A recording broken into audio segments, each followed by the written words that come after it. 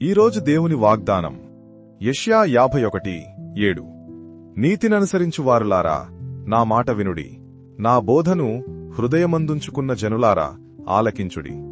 మనుష్యులు పెట్టు నిందకు భయపడకుడి, వారి దూషణ మాటలకు దిగులు పడకుడి.